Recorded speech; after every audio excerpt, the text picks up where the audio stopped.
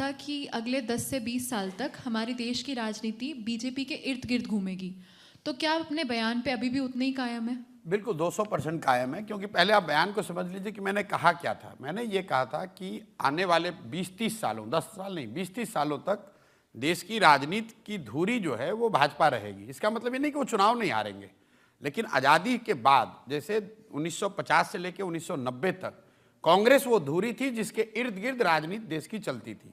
आप कांग्रेस के पक्ष में हैं या कांग्रेस के विपक्ष में हैं, या आप कांग्रेस के गठबंधन में हैं या कांग्रेस के विरोध वाले गठबंधन में हैं, वो चीज़ शिफ्ट होकर अब हो गई है भाजपा। आप भाजपा के पक्ष में हो सकते हैं, भाजपा के विरोध में हो सकते हैं। अब कांग्रेस के खिलाफ कोई इंडिया गठबंधन तो नहीं बन रहा है।